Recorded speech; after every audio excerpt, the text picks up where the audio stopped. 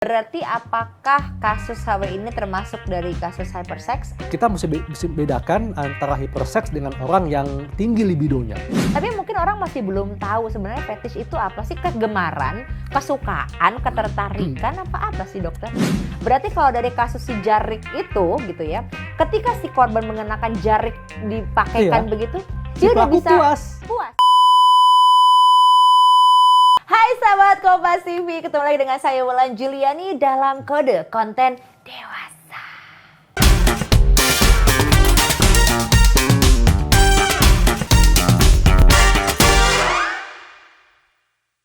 Nah hari ini kita akan bahas kayaknya kontennya yang lebih dalam, lebih banyak yang nggak tahu gitu kan. Karena saya juga masih sedikit awam dan kalau saya ngobrol sama teman-teman saya atau sama keluarga saya ngomongin soal tema yang kali ini tuh masih banyak yang ada yang pro dan ada yang kontra. Nah tapi kan kita harus di tengah-tengah nih ya, kita nggak boleh ke kanan, nggak boleh ke kiri supaya sahabat Kompas TV juga tahu nih konten hari ini seperti apa. Untuk itu saya udah bersama dengan sahabat saya. Iya sahabat banget.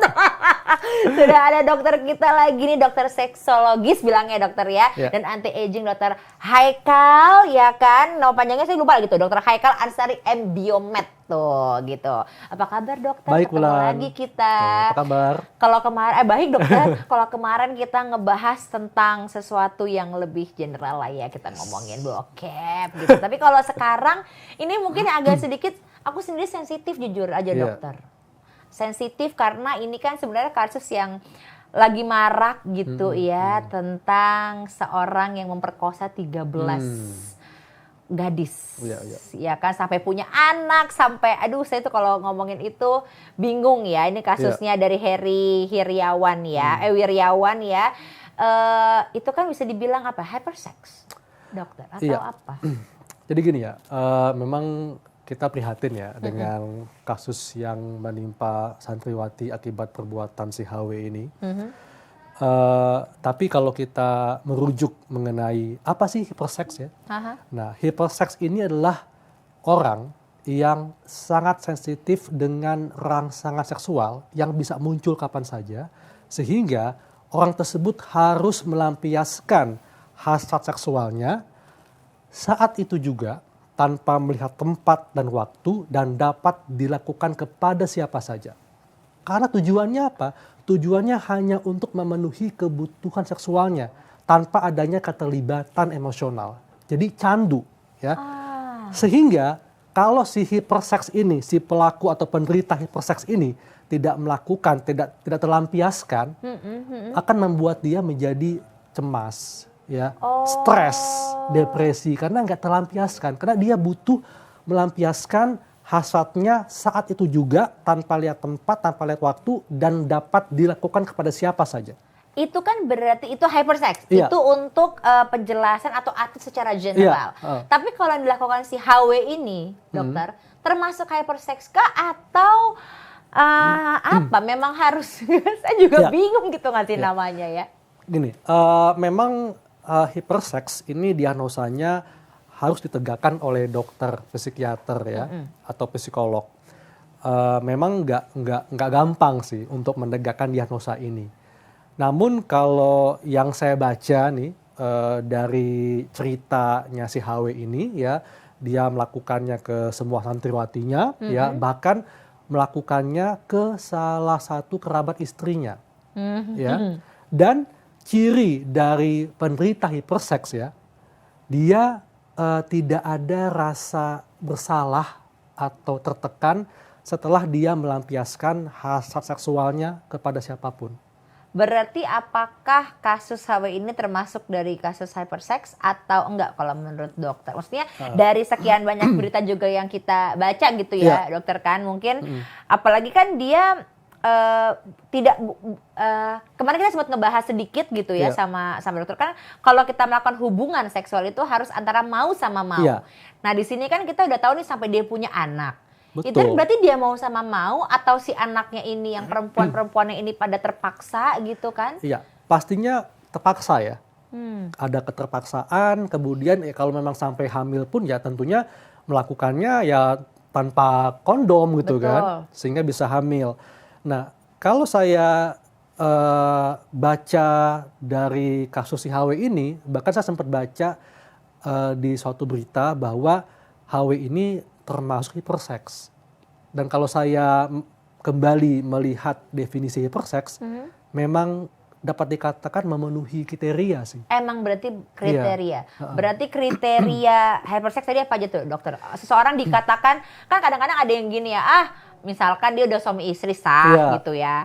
Tapi misalkan berhubungannya tuh ML-nya tuh setiap hari misalkan. Terus teman-temannya pada bilang, dia mah hypersex. Kan belum tentu. Itu hati-hati ya. Itu kita mesti bedakan antara hypersex dengan orang yang tinggi libidonya. Ya. Oke, berarti bedanya apa tuh, dokter? Orang yang libido tinggi, dia masih santun mengendalikan hasrat seksualnya. Dan dia tidak akan melakukannya ke sembarangan orang. Dia masih bisa lihat tempat, lihat waktu, lihat situasi kondisi untuk melakukan hubungan seksual. Oke. Tapi kalau orang hiperseks ya, dia tuh betul-betul nggak bisa mengendalikan libidonya, tidak bisa mengendalikan hasrat seksualnya, sehingga dia akan melakukannya kepada siapapun. Nggak lihat tempat, nggak lihat waktu, nggak lihat kondisi, bahkan ya lebih ekstrimnya bisa melakukannya ke sesama jenis. Itu yang sudah hypersex, udah parah banget gitu ya istilahnya ya, dokter ya. Terus ini kan biasanya kalau kasus seperti HW ini gitu ya, yang disalahkan kadang-kadang perempuan juga ikut disalahkan. Iya nggak sih, dokter? Sorry nih, aku ngomong sebagai perempuan dan jujur aja gitu ya. Aku juga kesel, dokter. Kenapa? Karena mohon maaf nih, itu santriwati gitu ya, yang kalau saya ngelihatnya mereka pasti pakai kerudung, tertutup gitu kan. Mereka masih menjadi korban gitu. Dan masih bisa juga disalahkan, ya perempuannya mau gitu. Kan padahal bukan, mungkin mereka yang kayak dokter bilang tadi kan, mereka nggak mau mungkin sebenarnya. Tapi entah ketakutan kah, entah apa. Tapi apakah orang-orang yang, maaf nih ya gitu, yang hypersex ini memang orang-orang yang bisa mengendalikan diri dia dulu gitu dokter. Jadi kayak orang memangsa gitu loh. Kan kelihatannya, nggak tahu ya, saya kalau ngeliat orangnya kayaknya tuh baik gitu, nggak kelihatan kan, dari fisiknya, gitu loh. Apakah seperti itu yang hypersex? Jadi hiperseks ini karena dia betul-betul harus melampiaskan hasrat seksualnya, jadi memang dia akan memaksa. Dengan segala upaya, mungkin dengan membujuk atau apapun itu, tapi tetap judulnya pemaksaan. Ya. Dan tadi yang dikatakan oleh Mbak Bulan, memang kita tuh apa ya, tapi untung sudah disahkan nih undang-undang PKS ya. Betul. Karena itu fungsinya untuk melindungi korban. Karena sebelumnya itu banyak terjadi viktimisasi korban, di mana korban malah dipojokkan, malah disudutkan sebagai pihak yang ikut memicu tindakan pelecehan, ya. Contohnya, ya kamu sih pakainya seksi, ya. Kamu sih gayanya centil gimana gitu kan? Ya. Padahal tindakan pelecehan itu bukan dipicu oleh korban, bukan karena ada kesempatan, tapi memang karena ada niat pelaku. Ya, makanya kita udah cukup banyak mendengar ya, jangankan pakai pakaian pendek, perempuan berhijab pun bahkan ada kasus di musola lagi sholat pakai mukena dilecehkan. Artinya apa? Bukan dari korbannya, bukan karena penampilan, memang niat si pelaku gitu loh. Memang niat si pelakunya. Jadi makanya stop melakukan viktimisasi korban. Gitu. Ingat. Please banget ya, jangan selalu menyalahkan perempuan, walaupun nih, sedikit nih kalau ngomongin soal pelecehan juga gitu ya dokter. Kan gak cuma cewek aja kadang-kadang dilecehkan. Cewek, perempuan pun bisa melecehkan laki-laki, betul gak sih dokter? Nah, batasannya apa sih dokter? Ada nih teman saya, kan aku nih kalau bercanda gitu ya, kalau sama teman gitu kan kadang-kadang kita suka brutal gitu ya. Sampai ada teman aku suka bilang, lu tuh yalan ya gitu kan, pelecehan gitu. Aku ketawa aja, padahal kita emang bercanda. Tapi kalau misalkan emang yang seriusnya gitu dokter, sebenarnya sampai mana sih batasan-batasan pelecehan seksual untuk wanita dan pelecehan seksual untuk laki-laki? Oke, jadi yang sederhananya ya, dikatakan pelecehan kalau tidak ada sexual consent, tidak ada kesepakatan di situ. Oke. Ya. Nah, Kemudian laki-laki juga banyak kok jadi korban, tapi kayak gunung es ya. Jadi nggak kelihatan itu, ya. Padahal mungkin banyak nih. Kenapa nggak kelihatan? Karena itu tadi kita ada di sistem sosial patriarki, di mana laki-laki itu ditempatkan sebagai yang memegang kendali, ya. Jadi akan aneh kalau ada laki-laki jadi korban pelecehan, karena masyarakat akan menganggap kok lo lemah banget jadi cowok sih. Cowok tuh mestinya pelaku gitu loh, bukan korban. Bener. Gitu kan. Nah, itu salah ya. Korban adalah korban. Mau laki-laki ataupun perempuan tanpa melihat jenis kelaminnya, tanpa lihat jenis kelamin, tanpa lihat gendernya. Ya. Karena yang namanya korban artinya dia itu nggak pengen, tidak menginginkan tindakan tersebut, tidak terpenuhi seksual concern. Gitu. Jadi baik laki-laki atau perempuan itu bisa jadi korban. Nah, memang kita waktu itu sempat dengar kasus laki-laki yang jadi korban pelecehan seksual oleh janda, ya. Oh iya. Yang katanya sampai si orang tua si laki-laki ini ngadu ke polisi kan. Nah, begitu kasus ini mencuat, itu netizen langsung bilang, wah jadi laki-laki, mestinya lo enjoy dong, lo nikmatin. Nggak bisa kayak gitu. Ya kan dia tidak menikmati. Kalau dia nggak nikmati terus gimana? Itu kan dia nggak pengen kan. Jadi tidak ada sexual concern. Dan lagi pula karena gini, bahkan itu sempat ada yang nanya si netizen, emang ketika lo lagi diapa-apain sama si perempuan itu, emang lo nggak ereksi gitu ya? Nah, jadi gini. Ereksi itu merupakan respon fisiologis, ya. Artinya, kalau misalnya kita nanya ke korban, ya, kita nggak boleh nanya seperti ini. Lo ketika dibegitukan, dipegang, lo ereksi nggak? Nggak boleh. Itu nantinya malah menyudutkan korban. Gitu. Jadi please dong ya. Tapi ada loh dokter yang aku tahu itu ada pertanyaan itu loh. Nah, itu sebenarnya ketika korban melapor ya. Jadi memang setahu aku ya, kalau aku salah minta maaf sebanyak-banyaknya, tapi ini setahu aku, kenapa pada akhirnya korban perempuan ya, aku ngomong dari segi perempuan. Aku juga lihat dari film yang memang jadi kisah nyata. Ketika mereka melaporkan, gue kena ini nih pelecehan seksual gitu. Orang tuh banyak yang diem. Bahkan kalau dia lapor, ditanya balik yang tadi. Kamu ikutan seneng? Nah, kamu ikutan terasa nggak? Kamu ikutan goyang nggak? Gitu kan?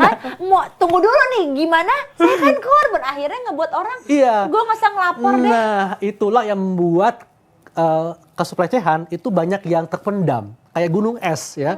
Jadi korban jadi malas melapor. Kalau melapor nanti malah disudutkan, malah jadi terbalik gitu kan. Nah, makanya jadi disalahkan lah istilahnya. Itu masih kayaknya PR-nya tuh panjang banget kalau soal pelecehan seksual gitu kan. Nah, mungkin ini juga termasuk pelecehan seksual. Untungnya kelihatan, tapi akhirnya ternyata ini adalah kasus yang masuknya fetish gitu, dokter. Ini masih banyak juga sih fetish yang orang tuh nggak tahu ya di Indonesia gitu. Saya pun juga awalnya juga sempat awam gitu loh, dokter. Apa sih fetish? Oh, ternyata itu adalah, kalau saya akhirnya menyimpulkan sebagai penyakit. Ini kita ngambilnya tentang fetish jarik. Yang Surabaya. Jarik yang taukan yang di kain jarik itu gitu ya, sahabat Kompas TV ya. Jadi akhirnya kan korban melapor. Iya, betul. Iya kan, di situ akhirnya lah ketahuan gitu, karena dia tidak nyaman, dia melapor. Makanya jadi akhirnya booming si kasus ini.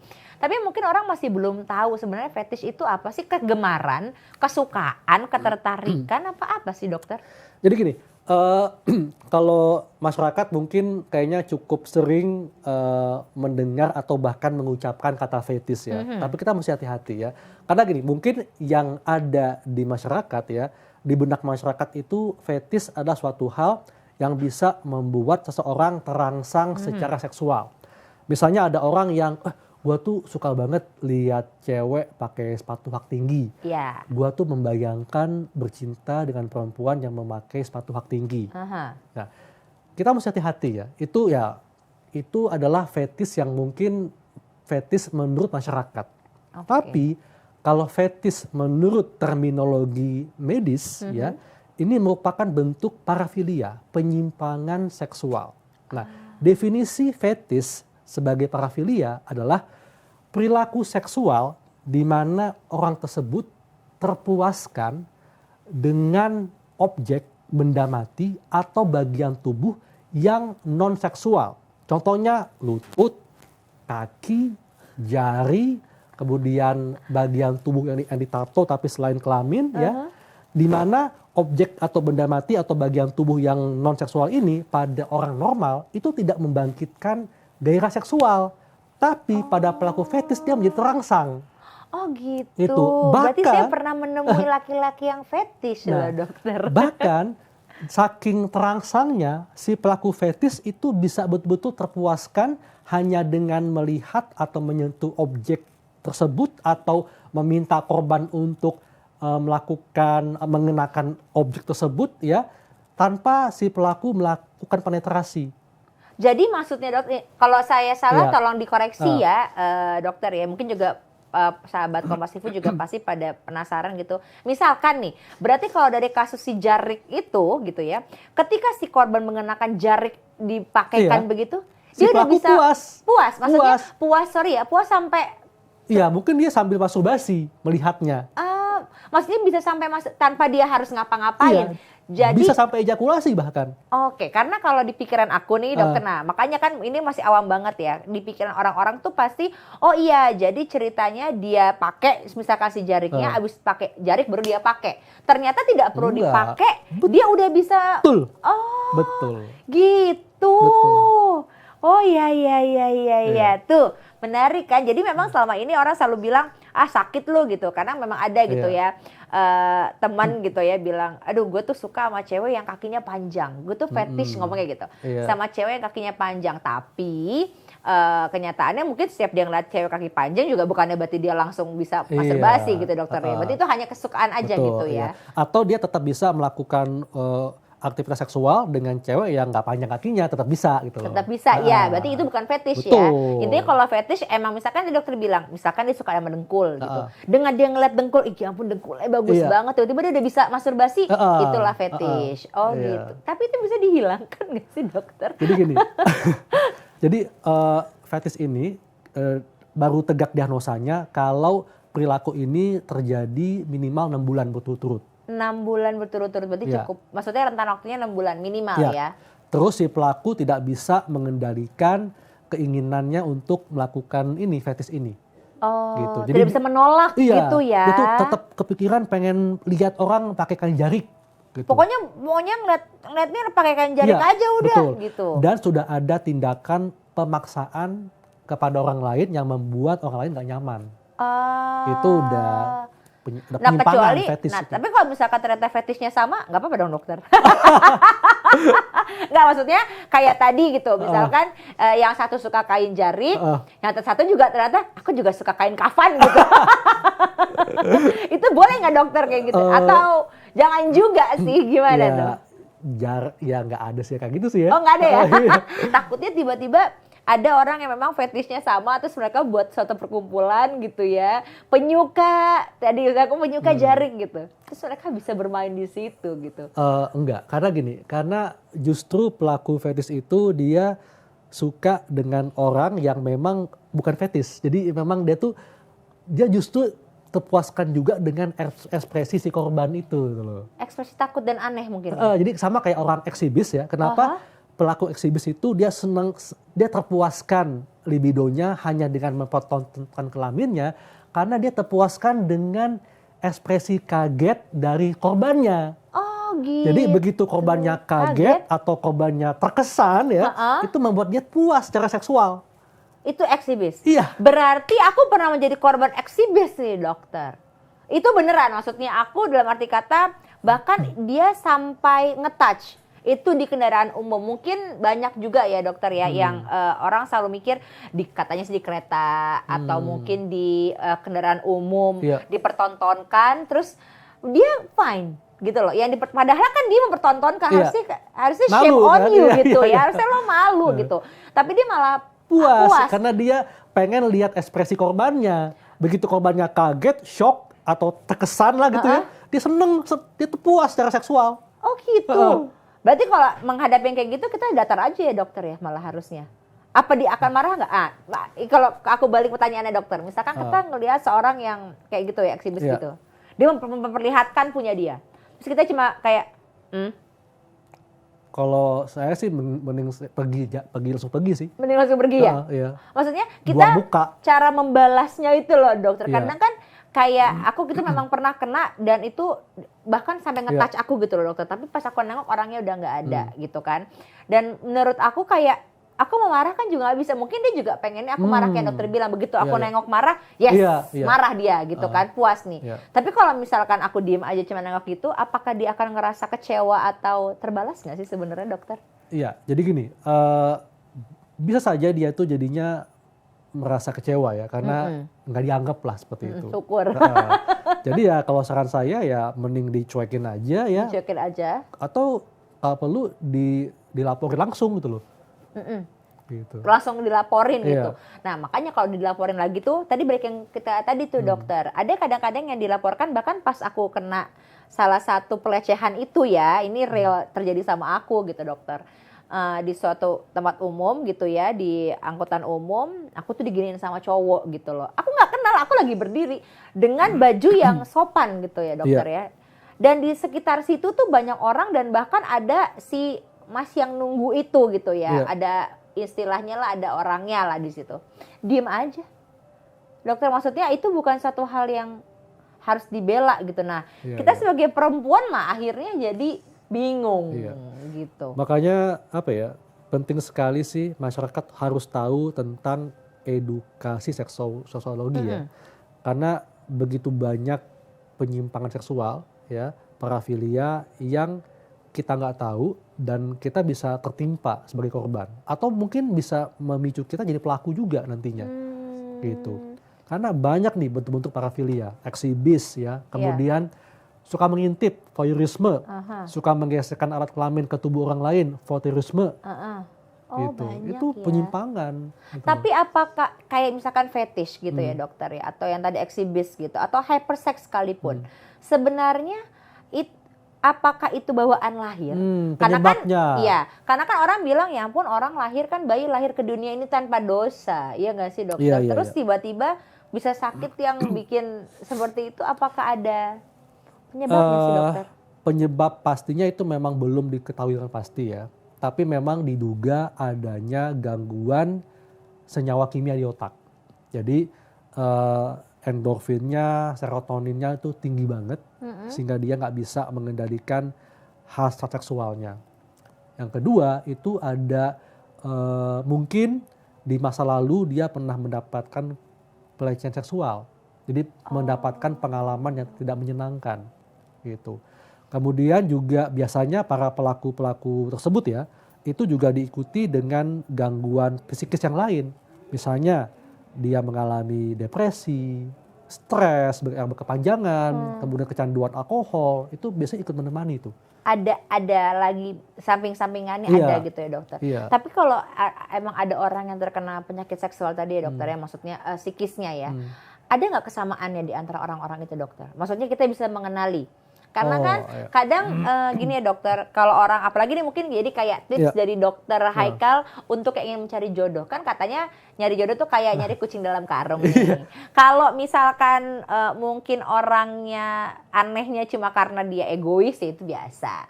Tapi kan kita nggak bisa mengetahui nih apakah pasangan kita adalah pasangan yang hypersex atau pasangan kita yang punya fetish gitu. Ada nggak sih tapi dokter kesamaannya gitu?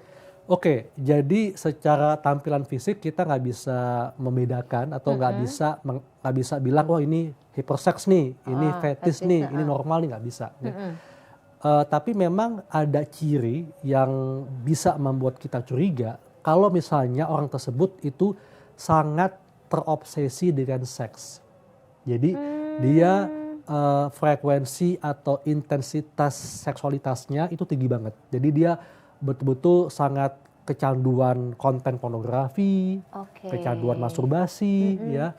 Kemudian juga ketika kita menjalin hubungan dengan orang lain ya, kita harus bisa memperhatikan apakah dia selalu mengutamakan concern. Contohnya nih, apakah pasangan kita selalu minta izin kita dulu untuk mencium kita? Apakah pasangan kita selalu minta izin dulu untuk memeluk kita? Tuh. Gitu. Jadi kalau Wah, ada, saya nggak pernah minta izin. jadi Saya mau peluk aja gitu. Enggak sih, kalau saya selalu kayak peluk dong gitu. Nah. Itu udah termasuk izin kan Iya. gitu. Jadi kalau misalnya kita pacaran nih, ya belum lama kenal, tiba-tiba baru pertemuan kedua, ketiga dia main nyosor aja, langsung pengen mau cium kita, main peluk kita dari belakang. Tampar ya, yang membuat kita gak nyaman kan. Itu berarti ya kita mesti curiga. Ada curiga, tapi iya. ada nggak tesnya dokter untuk mengetahui, misalkan sebelum menikah, boleh nggak sih kita coba untuk tes apa supaya mengetahui penyakit yang di dirimu dan diriku, bukan penyakit yang ini ya, Iya. tapi penyakit mentalnya gitu Iya. loh. Kalau tes khusus tuh nggak ada, ya. Tapi kita bisa coba menggali kebiasaan dia. Apakah misalnya dia itu dia ada kasih kecanduan tertentu, bisa kecanduan alkohol kah? Apakah dia ada kecanduan hal-hal lain lah ya. Iya. Kemudian apakah dia suka mengakses konten pornografi? Nah, kita bisa tahu di situ. Kemudian Itu yang bisa paling kelihatan gampangnya tadi adalah apakah dia selalu meminta izin kita untuk melakukan physical touch. Oke, jadi mulai sekarang nih ya, sahabat Kompas TV, sahabat kode. Jadi semua tuh ada kodenya. Ya, ada kode-kodenya gitu kan. Yang paling penting tuh kita tahu kodenya dan yang paling penting izin. Iya, Ya. Kayak kita orang tua consent. tiap pagi izin ya. Kalau pergi izin gitu ya. Tapi kalau misalkan untuk daerah seks gitu ya, dokter ya, paling muda atau kita bisa tahu itu sudah mulai ada tuh umur berapa sih dokter? Pubertas ya. Pubertas, Karena, pokoknya pubertas ya. Pada pubertas itu kan yang namanya hormon seks meningkat kan. Betul. Hormon testosteron, estrogen. Dan sebetulnya kalau kita membahas tentang gairah seksual atau libido seksual, itu memang selain dipengaruhi oleh hormon, dipengaruhi juga oleh rangsangan seksual yang diterima, dialami, dan juga pengalaman seksual sebelumnya. Oke, jadi semuanya ada runtunannya Betul. ya. Jadi ada faktor fisik dan faktor psikisnya. Semuanya berhubungan. Betul, exactly. Gitu. Oke, Dokter Haikal, terima kasih sekali Sama-sama, lagi. Bulan. Sahabat Kompas TV juga mudah terjawab ya. Ingat kalau masalah seksualitas gitu ya, kamu pengen tahu pasangan kamu tuh sebenarnya ada sedikit sakit-sakitnya nggak sih? Mau itu fetishnya kah atau mungkin dia hyper kah? Izin. Kalau kata Dokter Haikal cuma satu kata, izin. Kalau dia bisa memperlakukan kamu dengan sangat baik, bisa men-treat kamu dengan sangat baik, kemungkinan dia normal. Tapi kalau tidak, ya kamu bisa ngeliat di bagaimana dia men-treat kamu, itu juga nanti akan terjadi di esok hari. Pokoknya jangan lupa ya, subscribe, komen, share, like, semuanya harus ya. Tuh kode, jangan lupa konten dewasa di Kompas TV ya kan. Supaya kita masih akan menyajikan lagi banyak sekali konten-konten dewasa yang pastinya seru banget buat dibahas. Kalau gitu saya Wulan Juliani, sampai ketemu lagi di Kode Konten Dewasa.